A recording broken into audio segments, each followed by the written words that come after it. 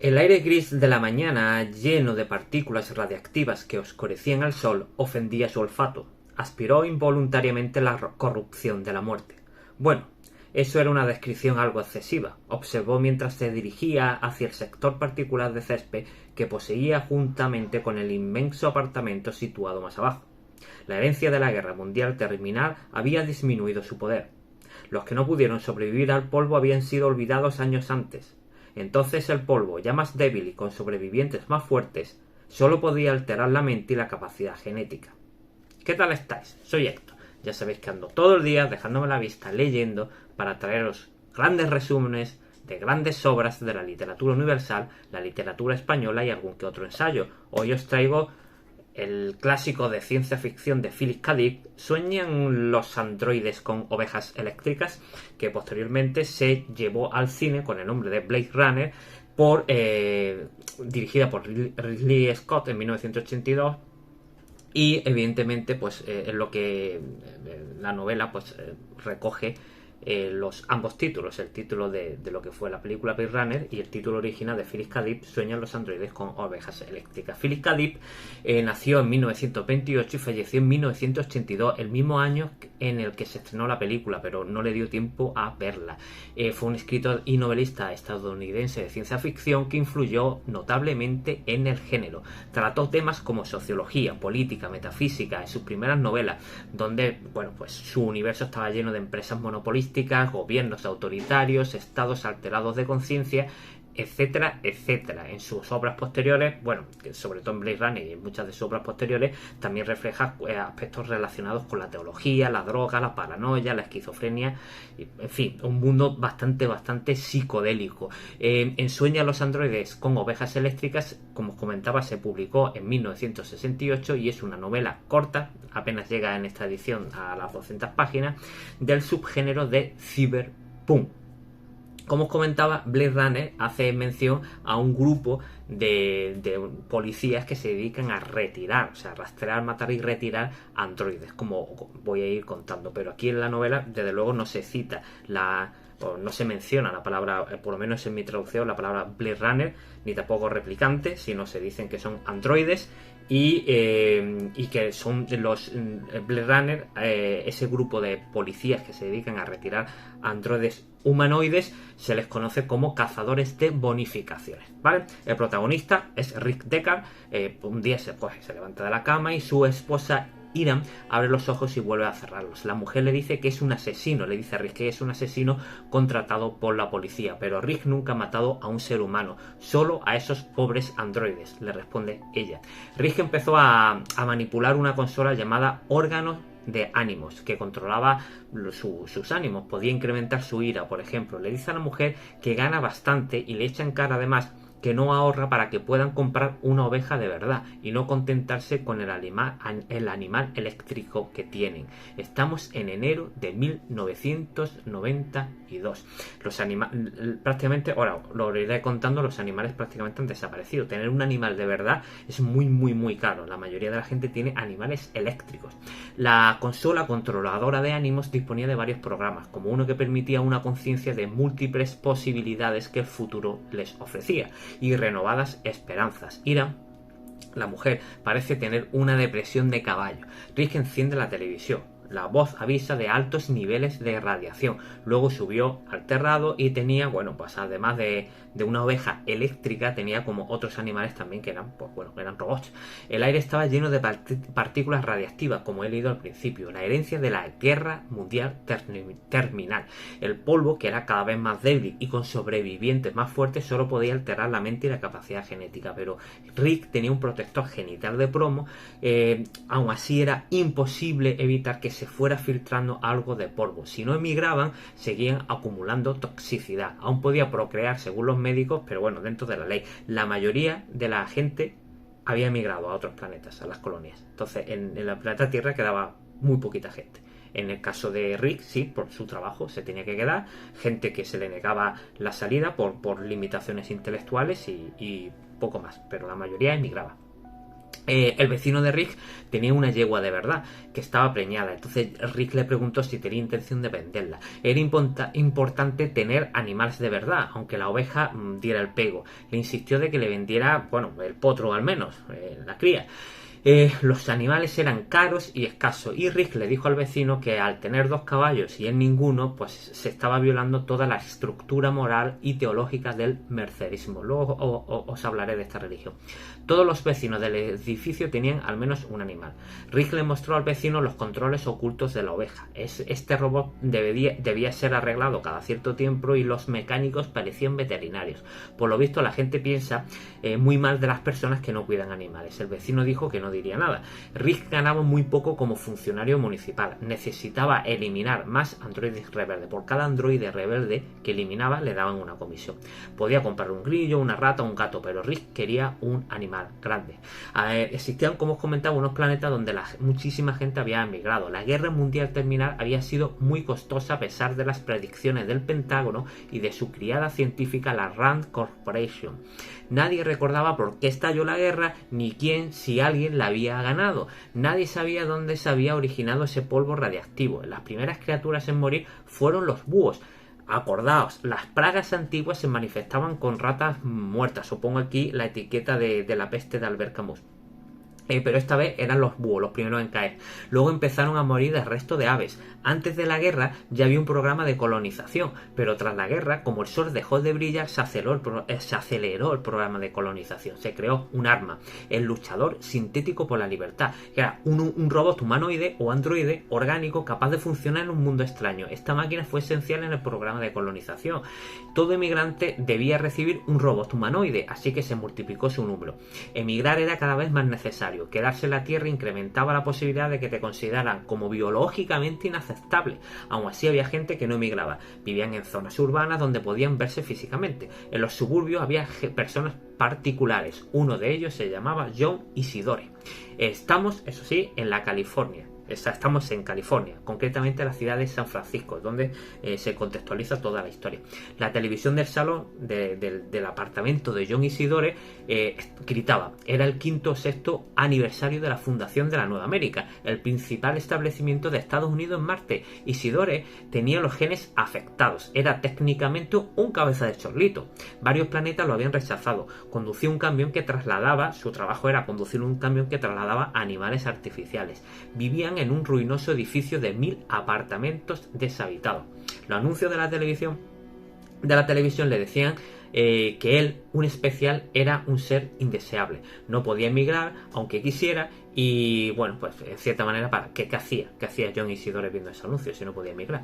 Encendió la caja negra de empatía, apareció una imagen, un paisaje, una figura, luego notó que le tiraron una piedra al brazo. Rick se para, nos vamos a otro capítulo. Rick se para delante de una tienda de animales. Hay un avestruz. Luego en comisaría se encuentra con su jefe, Harry Bryant. Por lo visto habían herido a otro cazador de bonificaciones. Sospechaban que había podido ser un nuevo androide súper inteligente, modelo de cerebro Nexus 6. Las unidades policiales habían pedido la retirada del mercado del Nexus 6, pero parecía imposible. Cada vez era más difícil que un test descubriera un androide según mejoraban los modelos. En un tiempo, los T-14 llegaron a la Tierra durante un año y no fueron detectados hasta que la Unión Soviética, pues entonces existía la URSS, creó un test de empatía Void y ningún androide T-14, por lo que se sabía, lo había burlado. Era necesario hacerle un test para saber si era un androide o no. Los Nexus 6 eran muy avanzados. No obstante, el test de empatía Void Camp era muy eficaz. Un androide, por muy dotado que estuviera, no podía encontrar el menor sentido en la fusión que experimentaban rutinariamente los seguidores, por ejemplo, del mercerismo. El test era un test de empatía. Los androides no tenían empatía. Entonces, lo que hacía era evaluar una serie de reacciones ante una serie de preguntas. Todo el mundo podía hacerlo, incluso los cabezas de chorlito, pero los androides, incluidos supuestamente los Nexus 6, pues no podían pasar este test. Un paréntesis, porque la novela, aunque va hablando de lo que es el mercerismo, he tenido que navegar un poco para encontrar la información y poder sintetizar en lo que es esta religión, porque no me quedó claro cuando terminé el libro. El mercerismo es Es un movimiento religioso y filosófico de la Tierra, ¿no? El movimiento está basado en la historia de Wilbur Mercer, que es una especie como de Jesucristo, ¿no? Es un hombre que vivió antes de la guerra. Se esfuerza pues para liberar a la humanidad, para revertir la putrefacción y la decadencia del mundo tumba, y va ascendiendo, ¿no?, por un camino hacia la Tierra, escalando una inmensa cuesta, y sus adversarios le van tirando rocas. Los seguidores del mercerismo agarran esas cajas de empatía que os comentaba, agarra las asas de las cajas de empatía y entonces funciona con electricidad, y mientras observan un monitor que muestra pues patrones aparentemente sin sentido, después de un corto intervalo de tiempo el usuario pues se siente trasladado al mundo de Mercer, y su mente se sumerge en una experiencia compartida con todos los que estén usando esa caja. Incluso notan las piedras que le tiran a Mercer, como os comentaba John Isidore, que notó una pedra. Pues bueno, pues se fusionan dentro de una especie de mente colectiva. Cierro paréntesis para que entendamos más o menos lo que es el mercerismo.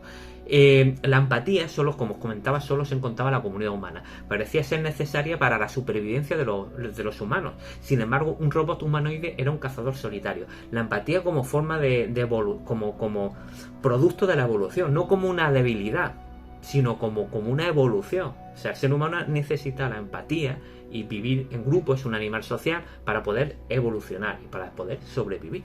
El inspector Brian le dice a Rick que hay unos 8 androides reverdes Nexus 6. Dave, un cazador de bonificaciones, había cogido a 2, por lo tanto quedaban 6. Estos robots androides Nexus 6 habían venido a la Tierra desde Marte y estaban pues en busca y captura. Brian le dice a Rick que los otros 6 están en California del Norte, y le dice que vaya a Seattle. Por lo visto se dice que hay seres humanos que no podrían pasar el test Boy-Kampf, gente que puede tener algún tipo de enfermedad. Rick debe ir a Seattle a probar el test. Si no se puede desarrollar un buen método de análisis, no podrán saber quién se escapó. Y si se cataloga a un ser humano como androide, sería un error garrafal. Bueno, pues total, Rick se va a Seattle y se encuentra con una tal Rachel Rosen, que trabaja para la Rosen Association en Seattle. El tío de Rachel, gerente de la empresa, había reunido un grupo de androides y un humano de control para que Rick hiciera el test. Si el test Boy-Kampf no descubre a los Nexus 6, tendrían que retirarlos a todos del mercado. Pero el test funcionaba de la siguiente manera: medía una serie de respuestas a estímulos que supuestamente solo se daban en humanos. Entonces, le iban preguntando a los humanos pues sobre muerte, sobre preguntas como muy impactantes para que reaccionara. Bueno, pues Rachel será la primera persona en pasar el test, o por lo menos en probar el test. Empieza el test a Rachel y entonces Rick empieza a hacerle preguntas, y Rick determinó que era un androide, pero ella y su tío lo niega. Él dice que ella se crió en una nave y que todo lo que aprendió de la Tierra fue por una biblioteca y por lo que le contaban 9 adultos. Vivió 14 de sus 18 años ahí, por eso da respuestas como de androide.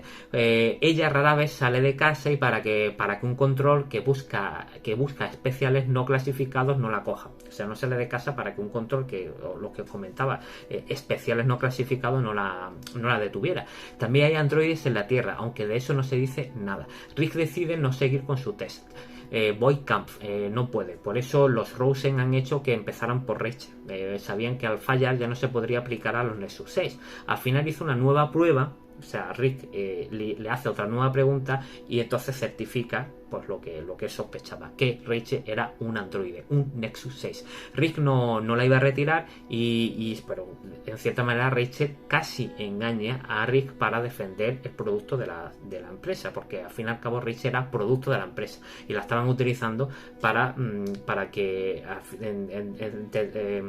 no eliminaran a los Nexus 6 del mercado. Nos vamos a otro capítulo.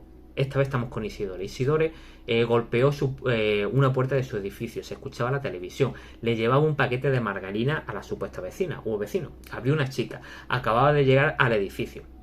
Todo estaba desordenado, y le preguntó a Isidore si era el único que vivía allí, y él dijo que sí. La chica escuchaba a un humorista muy famoso de la tele, pero cuando Isidore se lo mencionó, le preguntó que qué hacía viendo a este famoso individuo. Ella no lo conocía. Entonces esto era muy raro porque era seguramente la persona más conocida de la Tierra. Isidore le insistió en ayudarla, pero ella le daba largas. Era rara, cada vez más desagradable. Dijo que se llamaba Rachel Rosen. Cuando Isidore reconoció la empresa que fabricaba androides por propiedad de los Rosen, ella cambió de nombre diciendo que se llamaba Brice Stratton y llamó cabeza de chorlito a Isidore. Cerró la puerta y se quedó solo en el pasillo. Nuevo capítulo. Isidore pensaba en preparar la cena para los dos. Era extraño que no conociera ella al amigo Buster, que era el presentador del show, el famoso presentador. Ni tampoco conocía a Mercer. Le habló de Mercer y ella como que tampoco la conocía. También que tuviera problemas con su propio nombre. No le gustaba mucho su trabajo a Isidore. Era muy cargante emocionalmente ver cómo los animales se estropeaban. Cuando se les quemaba un motor y gemían, parecían de verdad. Encendió la radio. El programa de Buster duraba 23 horas. La hora restante sería ocupada por una señal religiosa, 10 minutos de silencio y otra señal religiosa que indicaba el comienzo del programa siguiente. Buster irritaba a Isidore cuando ridiculizaba las cajas de empatía. A nadie parecía importarle, ni a Naciones Unidas, ni a la policía soviética, ni americana, y eso que el mercerismo había reducido de la delincuencia, puesto que los ciudadanos tomaban más conciencia de sus propios vecinos. Isidore le dijo a sus jefes, Sloat, que estaban luchando por controlar la psique de la población, tanto el mercerismo como Buster. Piensa que Mercer es eterno. Buster es eterno, pero Sloat le dice que Buster es inmortal. Eso explicaría, Isidore le dice a su jefe que Mercer es eterno. Y su jefe le dice que Buster es inmortal. Eso explicaría que hiciera 46 horas de show en televisión y radio simultáneamente. O sea, es que nunca descansaba, lo cual era muy extraño.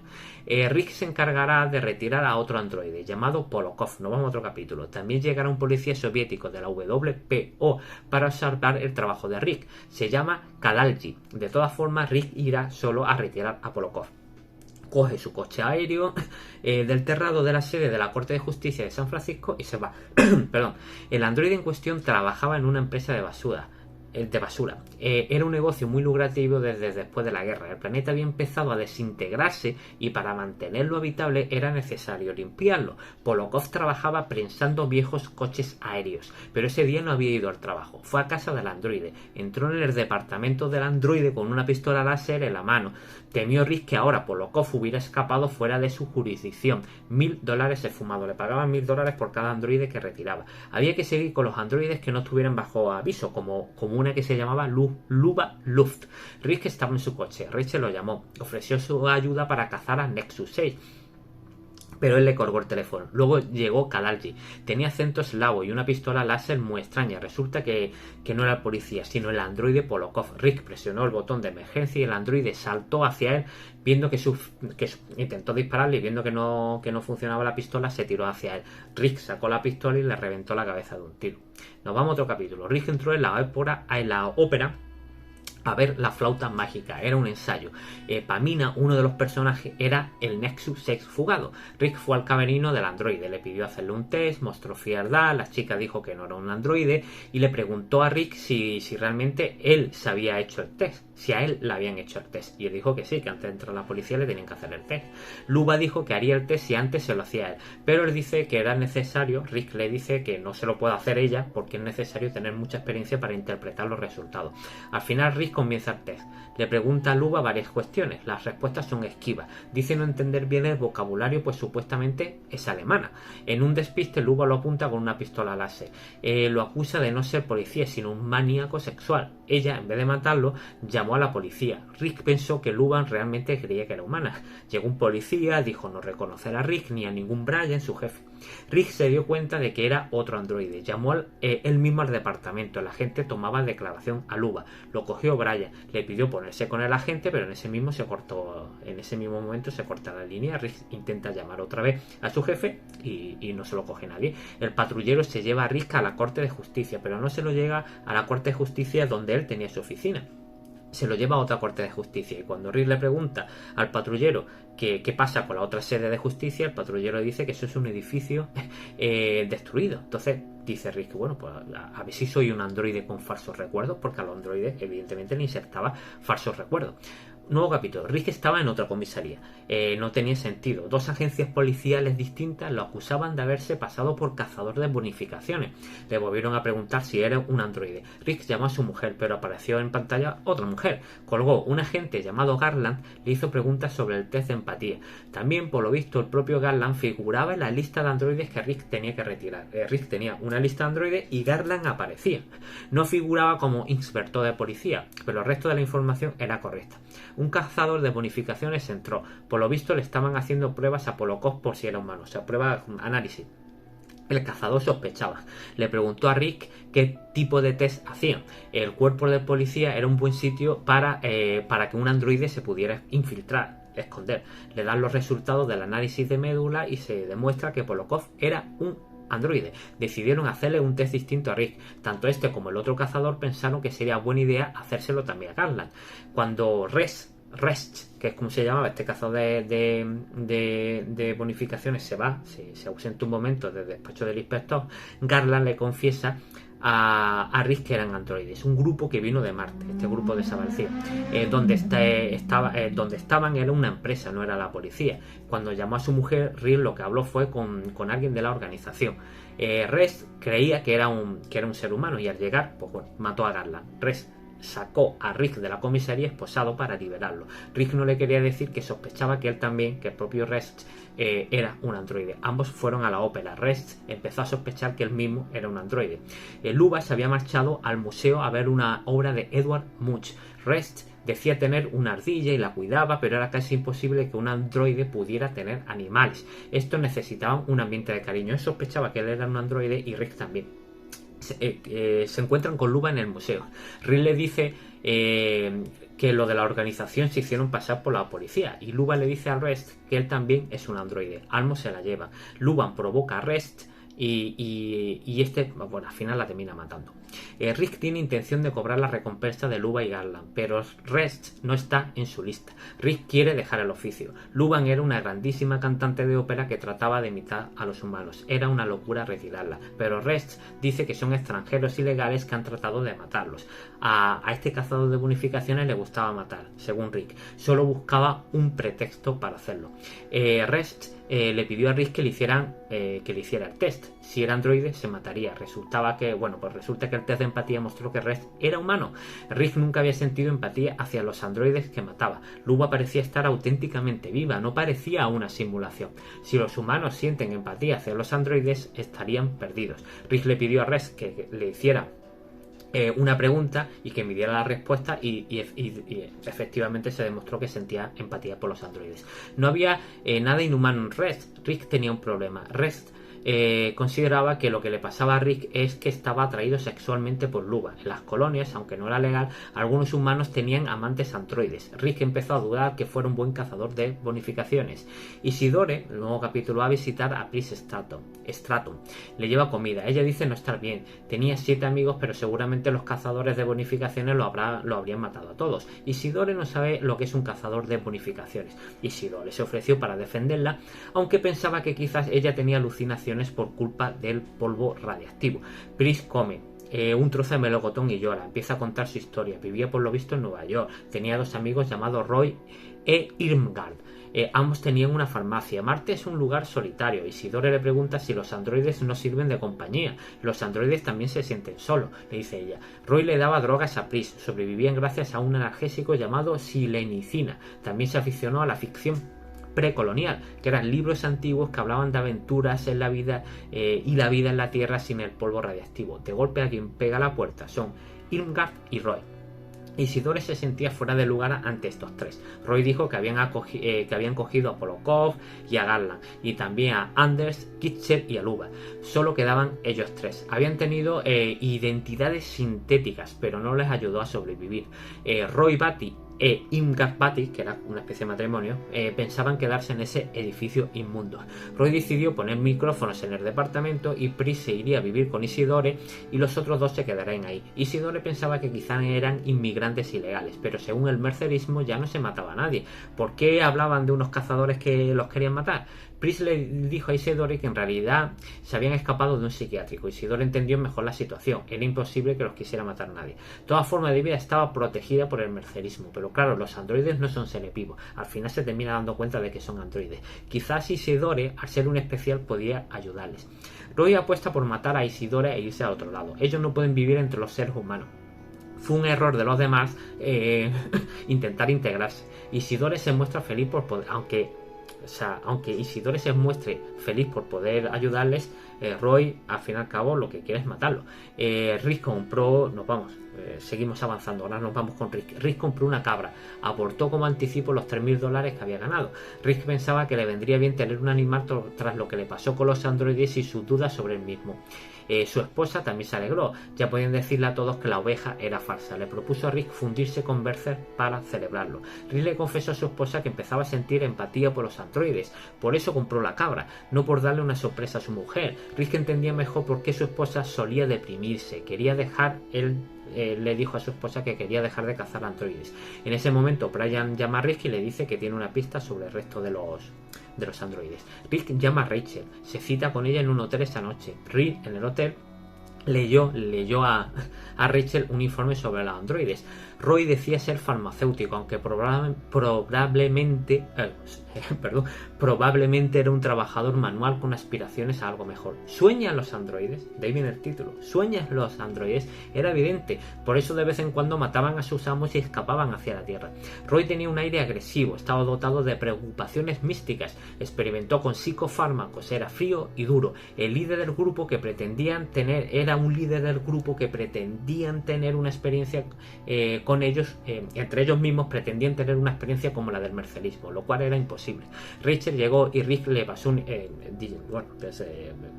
Rachel, este informe que había estado leyendo Rick se lo pasa a Rachel y Rachel le dice que Pris Stratton era igual que ella. Rick la besó, Rachel sentía cierta empatía hacia Pris y se identificaba con ella.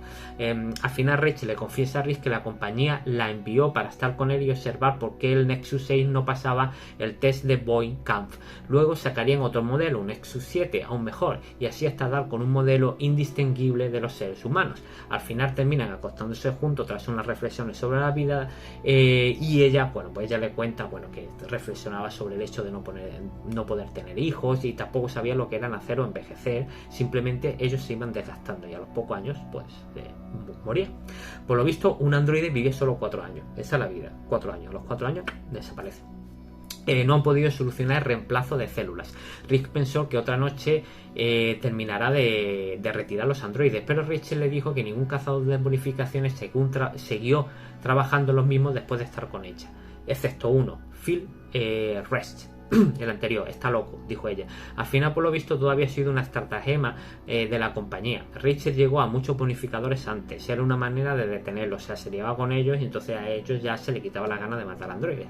Ella había sido amiga de Luba y conocía al resto de androides fugados. El otro cazador ya le había dicho a Rick, Phil Rest ya le dijo a Rick que si se acostaba con una androide la mataran nada más. Al terminar después de acostarse con ella la tenía que matar. Rachel estaba esperando que Rick la matara, pero él se negó. Rachel había ganado. Según ella, Rick no podía retirar a los androides hasta pasar la noche con ella. Esa noche el amigo Buster iba a anunciar algo importante. Isidore encontró una araña. Al llegar al apartamento, Pris la cogió y empezó a cortarle sus patas. Isidore se sumergió en dolor, o sea, era pánico lo que sentía cuando vio lo que estaba haciendo. El amigo Buster dice que Wilbur Mercer no padece ningún dolor. El escenario donde se mueve este personaje es falso. Los seguidores del mercerismo habían dicho que Mercer no era humano, sino una entidad arquetípica superior, proveniente quizás de otra estrella. Ahora se ha demostrado ser un actor en un estudio de Hollywood. Un fraude. El mercerismo era pura superchería. El mercerismo funda a todos los humanos en una sola entidad, una entidad controlada por una supuesta voz telepática de Mercer. Bastaría con que una especie de Hitler utilizara eso de otra forma, con un sentido político, para que fuera un problema.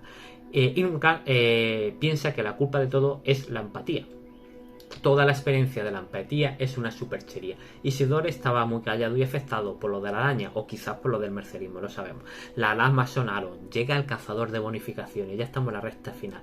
Le ordenan a Isidore que saliera al pasillo para ver si había alguien. Rick se encontró con él. Isidore le dijo que estaban en el edificio los androides, pero no quiso decirle el departamento. Le dijo que el mercerismo no aprobaba matarlos. Luego Rick se encontró con Mercer, o sea, una especie como de visión.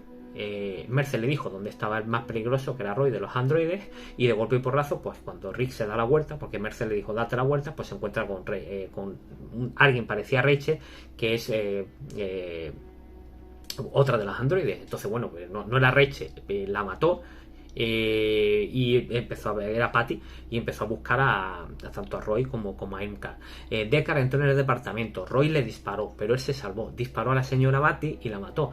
Roy entonces gritó como de dolor, o sea, cosa que no se entiende porque supuestamente no tienen sentimiento. Pero bueno, gritó. Así que Rick le disparó y lo destrozó. Isidore llegó llorando. Había visto a Pris. Rick llamó a su jefe. Capítulo 20 ya. Cuando Rick llegó a casa, su mujer le dijo angustiada que la cabra había muerto. Rachel la había tirado por la terraza. Continuamos. Rick había retirado a todos los Nexus 6 en 24 horas. Ahora estaba alejado de la ciudad. Llamó a Dave, pero no pudo ponerse desde el hospital. Empezó a subir una cuesta, pero como supuestamente había hecho Mercer, e incluso tuvo la sensación de que se fusionaba con él. Luego llamó a su jefe de nuevo, que no estaba, y habló con su secretaria. Rick vio una criatura viva en el suelo. Era un sapo. Se creía extinguido. Lo metió en una caja y se fue a San Francisco. Iran se dio cuenta de que el sapo era de mentira. Y así termina. ¿Sueñan los androides con ovejas eléctricas? O Blade Runner, escrita por Philip K. Dick. Si os gustó el vídeo, dale like. No os olvidéis de compartir este vídeo con todo. Bueno, repartir vuestro amor compartiendo este vídeo con todos vuestros contactos. Y como siempre os animo a suscribiros a mi canal porque así me apoyáis y me ayudáis a crecer. Muchas gracias y hasta la próxima.